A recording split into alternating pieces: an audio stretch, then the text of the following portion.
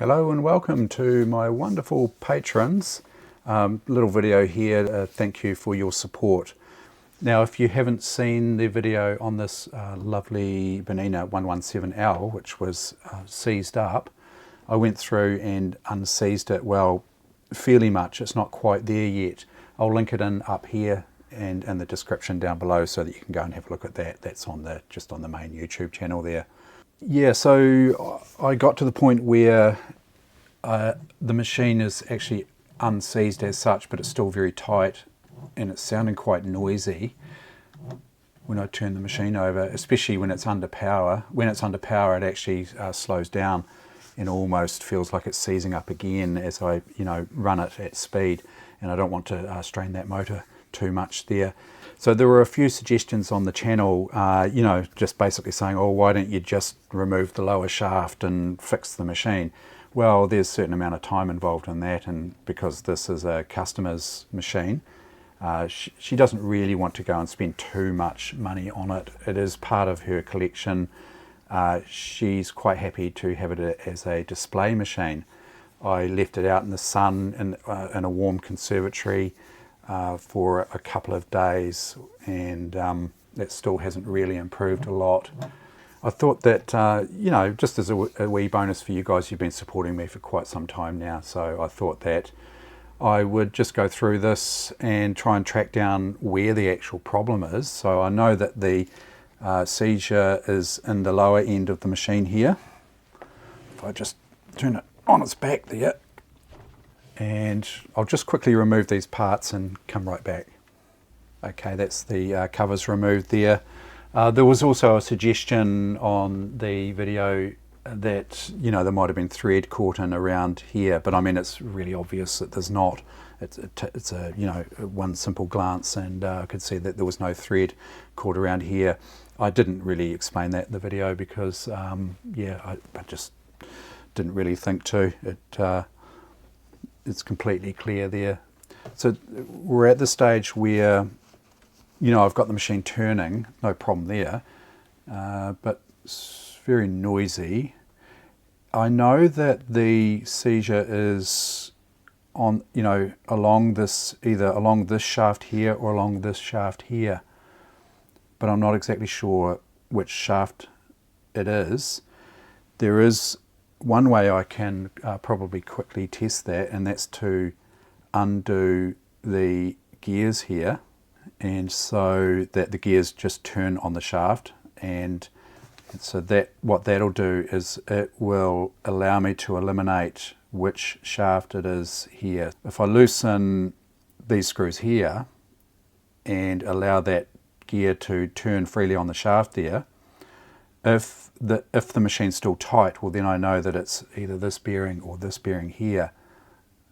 If the machine frees up, well then I know that it's this bearing or this bearing, and that's one way of tracking things down. So let's just go ahead and do that. So one thing to consider here is that, these screws, they might screw down onto flat surfaces, and if they do, I'll need to unscrew them enough to clear the shaft properly.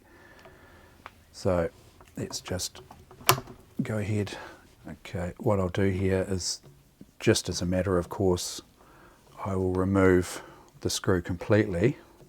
So then we know we've got absolutely no chance of it interfering on that shaft there.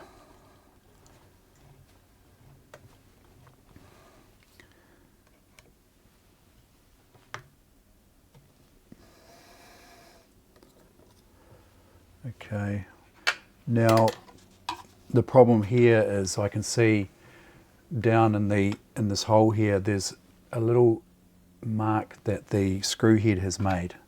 These screw ends here are designed to sort of dig into the shaft, and that's exactly what it's done here. It's dug into the shaft, and that causes a little raised piece of metal on the shaft and will bind this gear to it. So this may not be as easy as I thought.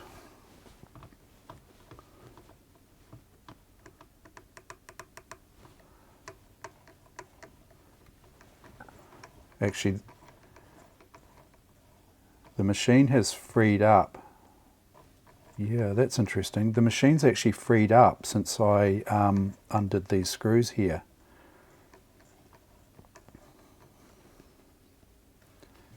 It's just occurred to me, and I've just had a quick look at the comments on the previous video there, and Martin suggested that I check the clearance on these gears, and I had done, well, I hadn't done it fully. I checked that gear there, what's called the backlash on these, so there's a little bit of clearance on this set of gears, and I also checked the one in the top end there. There's another set up there, and backlash was fine there, plenty of clearance there, plenty of clearance here, but just in the course of, you know, filming the video and other distractions and bits and pieces, and it looks like that's where one of the problems is.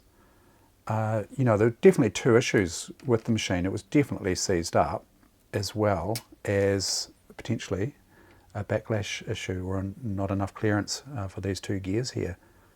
So yeah, thank you very much, Martin, for your comment. I do get the odd comment, you know, if you've been involved with YouTube at all, if you've ever made your own videos, or you just have a look at some of the comments on other people's videos, you'll always get someone that's very presumptuous, very arrogant, very condescending. You know, you always get people like that. And, you know, one of the comments was, oh, you know, it's guaranteed to be, you know, thread caught around behind here. And I mean, I've been doing this for 30-something years, and, you know, I mean, that's one of the first things I check. I didn't show it on the video, and I probably should explain that. But I mean, if I had to explain every single little thing every single time, the videos would be rather long. But, you know, I think you could actually see in the video that there was definitely no thread caught around this area here.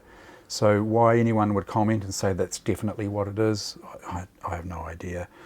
And, you know, other people saying it's definitely just a matter of getting penetrating oils into the machine and whatnot, which, you know, I think is very presumptuous. You know, that's definitely helped and sorted part of the problem, but obviously it didn't sort all of the problem.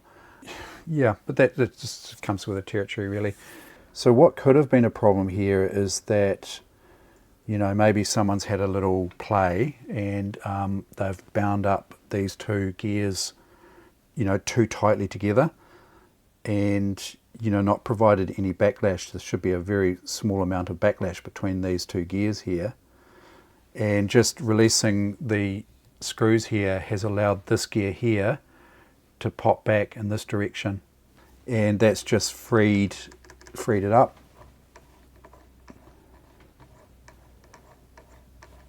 Yeah, so that might have actually just fixed it. I'll just put the screws back in here, and I'll plug the machine in, and then I'll come back and show you the result of the machine running under power. Okay, the big test, I've got it plugged in there. Let's see if it's any better.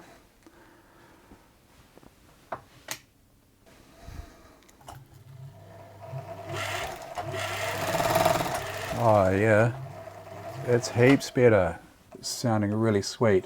Yeah, and that hand wheel is just as free as anything there. That's how it should be. Yeah, lovely. It's going really well.